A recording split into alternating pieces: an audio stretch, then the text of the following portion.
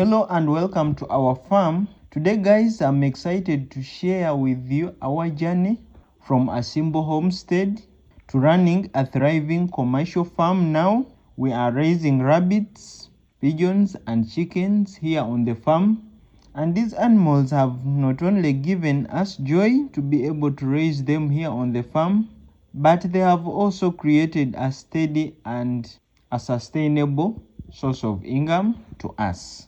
So guys, in this video I'll be showing you step by step how we have been able to start each sections that we rear here on the farm, the breeds that we have chosen to be able to rear here on the farm and why we chose them, and how we have also been able to scale up into a profitable business. So our farming journey here on the farm started with rabbits. That was the first thing that we first reared here on the farm. We chose the rabbits to be the start of our farm because rabbits are generally excellent for beginners as farmers because they require little space. So if you do not have a lot of space on your farm, you can be able to rear rabbits. They reproduce quickly, and generally the products from rabbits have a high market out there. So if you're looking at meat, you're looking at fur, and you're looking at selling your rabbits as pets, you will be able to get market. So this was why we started with rabbits on the farm, and this has been able to serve us well. We are able to take care of rabbits easily. We did not need a lot of space, so it made it a little bit easier for us to be able to start. So guys, you may be asking yourself, how did you start? Now here with rabbit we started small, and in most cases with rabbits it is always advisable that you start small. Here we started with 2 doors and 1 back, and these breeds were New Zealand White. So for us we chose to start with New Zealand White because we were rearing our rabbits for meat production. We chose the New Zealand White because the New Zealand White is predominantly big. These are massive rabbits. They are large in size. They tend to grow a bit fast, and then they give birth to big litters. So that was our reason why we chose to begin with the New Zealand White. So in most cases, if you're going to be producing rabbit meat, I would encourage you to begin with rabbits that are large in size. So these, you'll be looking at the New Zealand White, you'll be looking at the California Rabbit, you'll be looking at the Flemish Giant, you will also be looking at breeds like the Checkered Giant, and also a bit of Palomino Rabbit. So these are the breeds that you will rear and you will be able to produce meat. All these breeds I've talked about, they are large in size, they grow a little bit fast, so you will be able to grow them a bit fast and be able to sell them as meat within the market. If you want to rear rabbits for any other kind of reason other than meat, then you would have to look at the breeds that are reared specifically for that purpose. If you are into fur production, you will look at the Rex rabbit. Then you can also look at the Angora rabbit. These are good for fur production because their fur is soft and it is high quality and it can fetch a good price within the market. So for us, our understanding why we went for the New Zealand White was because we wanted to rear these rabbits for meat production. So we started small, in that when you start small you are able to manage these rabbits because the numbers are a bit few. If you start big, it is going to be challenging for you because you're going to be learning how to take care of these rabbits, and if you're having a large number of rabbits on the farm, you're going to face a lot of deaths on the farm. Your rabbits are going to be getting sick and they will die. So that's why we encourage you to start small, start with a few rabbits, then move from there. So for us, we chose to start with a New Zealand White, but we have been able to add in some other breeds on the farm as the farm was growing. So I've been able to add in breeds like the California Rabbit. Also, this is good for meat production. Been able to add in the American Chinchilla. Also, this is good for meat production. We have added in the Checkered Giant. We have added in some Palomino. So we have been able to add in some other breeds as the farm keeps growing. But it is very crucial for you to be able to start small. Then when it came to the housing and the building of our structures, we started with a few cages. Our cages were generally made of wood. Then we would also utilize the wire mesh both down and on the side. And we went with the wire mesh because we wanted our cages to be self-cleaning, in that the rabbit droppings would just drop down from the cage. So this made it easy for us to be able to clean these cages. Then also the wire mesh will allow in the free flow of air within the cage and outside the cage. So that was our reason why we went with the cages with a wire mesh. The only key tips when it comes to housing that you have to consider here is proper ventilation. Make sure that your structure is properly ventilated so that there is free flow of air within the structure and then out of the structure. Then make sure that these cages are spacious enough. For us, when we were starting, we used to only house 2 rabbits within our cage, and these cages were spacious enough. So do not congest your rabbits within a single cage. It is going to cause you a lot of problems. Then also you have to make sure that your cages are strong enough, in that predators cannot come out and be able to prey on your rabbits. So make sure that the structure is strong enough. These cages, you can put a door and you put a lock, in that you are able to lock these cages. So that is the building structure that we have been able to go with, and this has served us well. We have been able to use this on the farm. We have constructed a lot of cages here on the farm because the farm has been able to grow.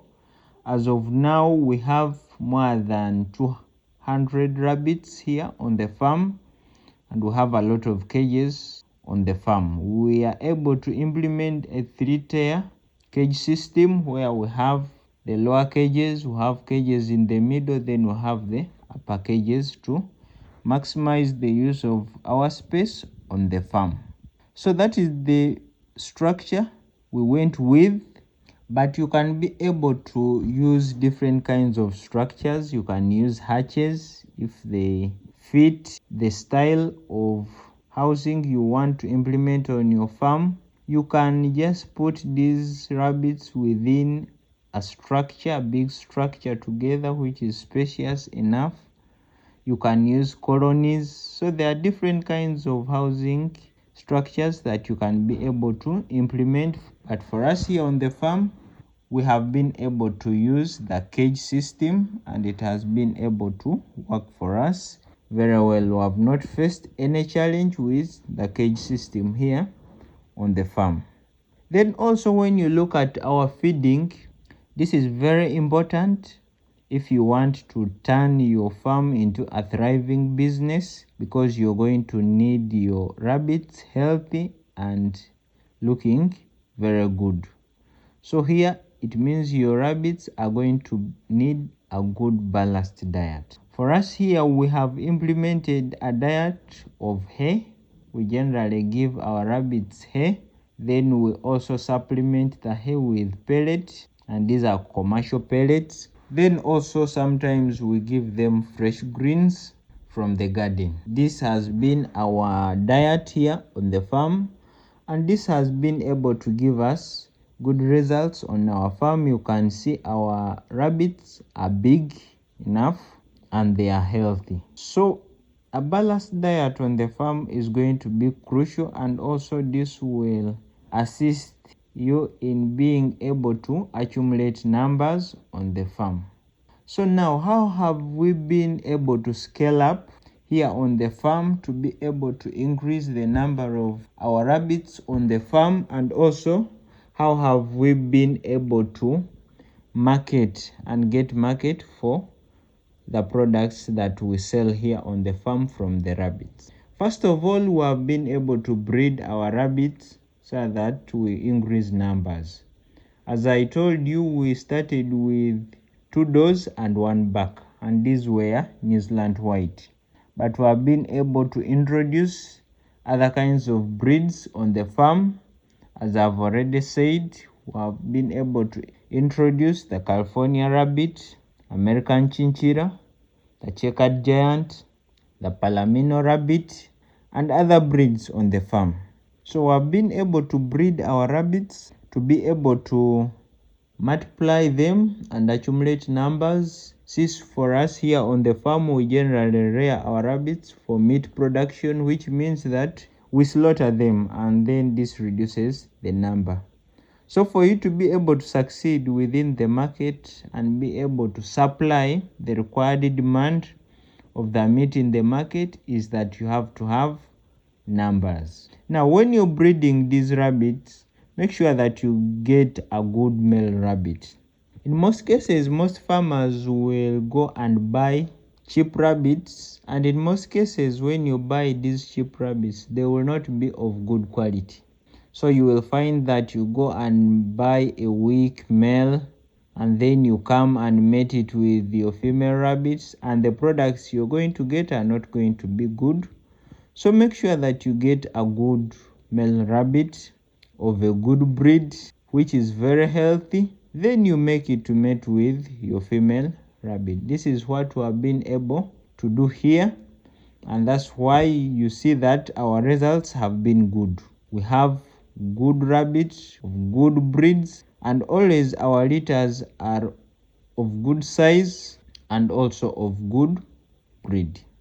Then of course our cages are built with enough space, because when your rabbits are going to give birth, they are going to need a nesting box. So we always put there a nesting box for the rabbit to be able to give birth in there. So this is the reason why your cages or hatches should be spacious enough. If they are too small, this nesting box will not be able to fit in there. So I've been able to reinvest the first monies that we have gotten from these rabbits to be able to expand the farm. This is where we have been able to bring in new breeds, we have been able to build more cages, and also when it comes to marketing our products we get here on the farm, we have been able to use different kinds of channels to be able to market our products. First of all, we have been able to supply meat to our nearby restaurants, so they have been able to put rabbit meat on their menu and we supply them. This has been one of our game changers when it comes to getting market for rabbit meat. Also, we have utilized social platforms. We are able to post our products on WhatsApp statuses, and people are able to view and order from there. We post on Twitter, currently known as X. We also post on Facebook. So we are able to use all platforms available to us to be able to market these products. And that is how we have been able to improve our revenue streams here on the farm from these products. The farm has generally grown. We started with just 3 rabbits. Right now we have over 200 rabbits here on the farm, and this has made it easy for us to be able to supply the demand within the market out there. So for the rabbit section, this is how we have been able to scale up from starting with 3 rabbits, and now you can see we have a lot of rabbits here on the farm. This is how I've been able to move from that homestead farm to now going commercial, in that we can be able to produce rabbit meat, we can be able to even sell breeding pairs to other farmers who want to start up a rabbit farm. they can come here on the farm and we are able to give them good breeds for them to be able to go and start a farm. We also conduct trainings and seminars here on the farm. Also, we conduct farm visits where farmers come and visit our farm and we demonstrate to them how we have been able to implement all the things on the farm and how they can be able to take care of rabbits on the farm. So here our farm also acts as a demonstration site where you can come in. We teach you a few things, basics of how you can be able to take care of these rabbits. So that was the first thing that we had on the farm. We started with rabbits. Then from there we have been able to add in some birds on the farm. We have been able to add in pigeons, and this has also been one of the good sections that we have engaged in. We have been able to get a substantial revenue from these pigeons, in that we have been able to attain some unique breeds of pigeons that fetch a good price within the market. So when we are starting the pigeons, we started with also a few. In most cases, it is always advisable that when you're starting something in farming, you start with a few. Start small, then grow big from there. Starting big is one of the biggest mistakes that you can make when it comes to farming, because you're going to be learning the ropes of how to take care of these animals or birds. So it is always advisable for you to start small. So here also we started small. We started with 4 pairs, and these were of the homing pigeons. Homing pigeons, or generally pigeons, are fascinating birds. They are easy to manage. They require minimal upkeep. Pigeons will not require a lot of attention, so you can be able to rear them at home even with other animals on the farm, because they are not going to take a lot of your time. So for us here, we brought on board pigeons. Generally, we wanted to rear them for meat production. Then also, pigeons have a market where people buy them and go and use them for different kinds of purposes. You will find others will need them for ceremonies. Others will also need them for racing competitions. Others will need them as pets at home. And the good thing with pigeons is that they are rare breeds where you will be able to sell them expensively. Here on the farm, we have been able to make substantial revenue from these pigeons, as we have some rare breeds that we are able to sell for a good price. So as I told you, for the start, I would recommend you to start with the homing pigeons. These ones are hardy and they are easy to train. And then also they are easy to manage. So if you want to go into meat production, I would advise you to go for breeds like the king pigeons. The king pigeons, these ones tend to grow a bit quickly, and then they have a higher meat yield. So if you are into meat production in pigeon, I would highly recommend you go with the king pigeons. Here on the farm, we have the king pigeons as well, because also as the farm has grown, we have been able to bring in other breeds of pigeons. Here we have different kinds of breeds. As you can see, we have breeds that are so big, and then we have the normal pigeon breeds. For the structure for these pigeons, generally we use wood and a wire mesh also here.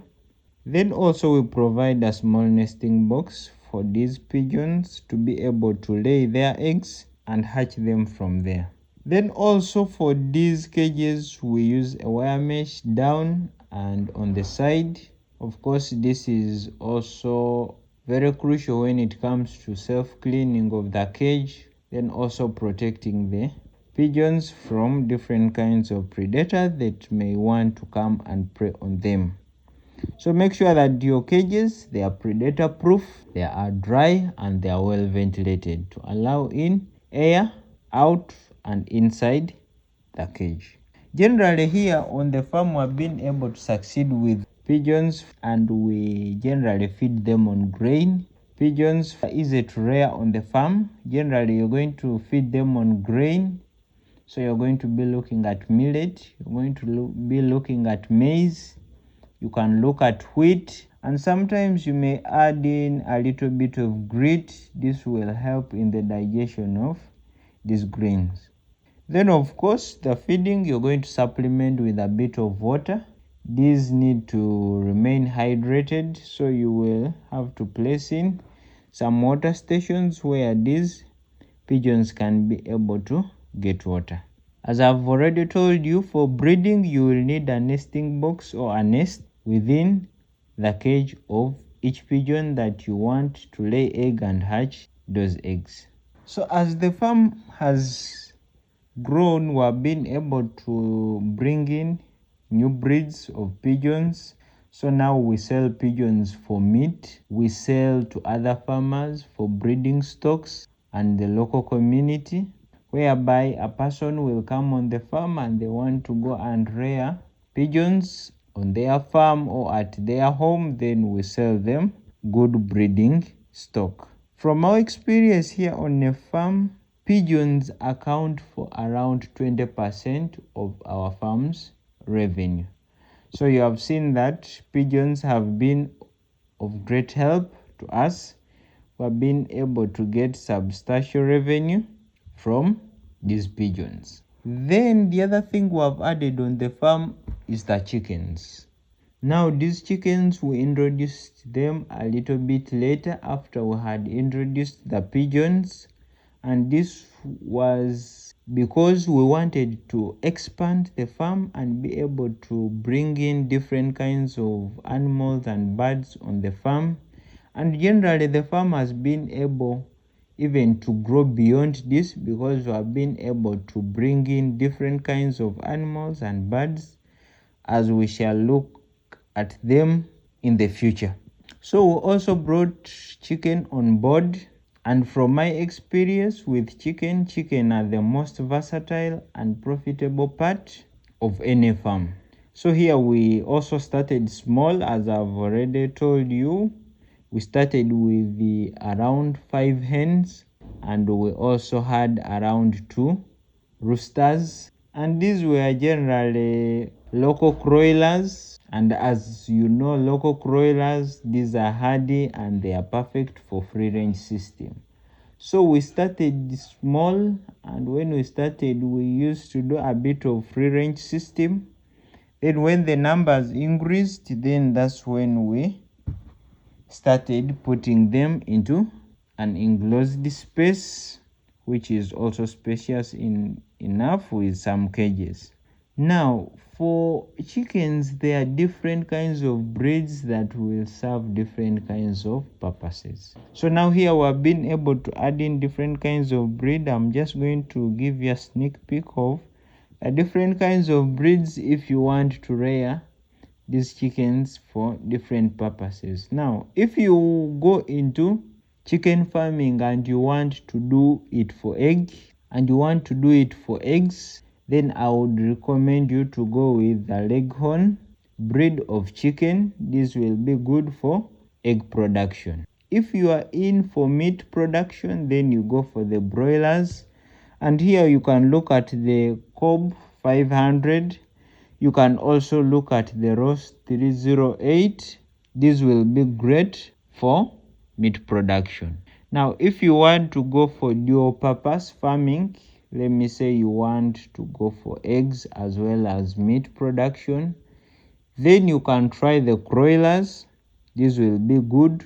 Then also you can look at the Rhode Island Reds. The Rhode Island Reds will also be good breed for both egg production and meat production. So for us here on the farm, generally we have been able to bring in some broilers. We have some Kuroilers. Then we have also some local breeds that we rear here on the farm. The housing is still going to be the same. It is not going to change much. For us here on the farm, these ones are on the ground, but of course on the side we have a wire mesh, and then up of course we have a roof on top of this housing to prevent sunshine and rain from getting within the structure. But also you will make sure that the structure is properly ventilated. It has enough space for the chickens to be able to move around. Remember, these chickens thrive in a free range setting. So in most cases, when you're building your cages or your structure, make sure that you try to mimic that free range system. Also, you can entertain releasing your chickens maybe during the day outside within your gate space so that they move around and they enjoy that free range setting. Then when it comes to night, you can put them inside. So how have we been able to scale up here on the farm? As the demand for eggs increased and also the demand for meat or for these broilers increased, we have been able to increase the numbers here on the farm. On the farm here we have around 200 chickens on the farm. So we have been able to focus specifically on broilers and layers. So generally, because we are dealing in meat production and egg production, so that's where we have been able to put our strength. For this is you have to diversify in future. You can look at adding value to some of these products in future to be able to increase on the value or on the price that you fetch from these products. So in future you can intend to maybe process the eggs into some other product that may fetch a good price as compared to eggs, and that is what we are looking at. Also, you can process your meat, or you can come up with a restaurant where you are able to process this meat or prepare this meat and be able to serve it to people at a good price. So that is what we are looking at, and that is our goal that we shall be looking at in the near future. So that is how we have been able to scale up here on the farm, and that is how we have been able to move from a homestead setting of our farm to now a thriving big commercial farm business. And we have been able to do this by going through all this that we have talked about. We have been able to implement these practices on the farm to be able to scale up here production on the farm. So our journey from starting small and now growing up to a big and thriving commercial farm business has not come cheap. It has come with a few tips that I would want to summarize for you, in that in a nutshell you can be able to look at these tips and give you an idea of how you can be able to scale up on your farm. So the first thing that we talked about through this video was the aspect that you have to start small. So in most cases when you're starting, focus on 1 or 2 animals first. That's why when we were starting, we first started with rabbits. We do not start with rabbits, pigeons and chickens at once. So make sure that you start small, focus on only one item so that it becomes easier for you to be able to take care of what you have started with as you also try to learn. And in most cases, if you make a mistake, the loss will not be as big as if you had started big. So this is very important for you to be able to start small. Then when you're starting, make sure that you do a bit of research. Do not just start. Make sure that you do a bit of research, look at the different kinds of breeds that you would want to start with, how they would fare within the environment where you are in. Look at the purpose of rearing these breeds. This will give you a sneak peek of how you're going to perform within the future. So do a bit of research, make sure that you have the skills and the knowledge about what you're going into. Then of course you're going to prioritize the health and the care of these animals or birds that you're rearing. This is going to form the foundation of your success, because the moment you do not take care of these animals or birds well, then you're not going to succeed. Then also you're going to look at how you're going to be able to market and sell the products that you're going to be producing on the farm. Then the last will be for you to reinvest the earnings or the profits that you get from what you're selling to be able to expand the farm. So that's how we have been able to grow our farm from a small farm to now a big commercial farm business. So guys, thank you for joining us today as we go through these steps of how you can be able to scale up your farm and turn maybe something that you have just been doing at home on a small scale into something big that is commercial, where you are able to earn a lot of money from it. So guys, if you have enjoyed this video, please like, share and subscribe to our channel. And if you have any other topic that you would want us to look at or cover, please leave it within our comment section below and we shall be able to look at it. And guys, as always, I'll see you in the next video.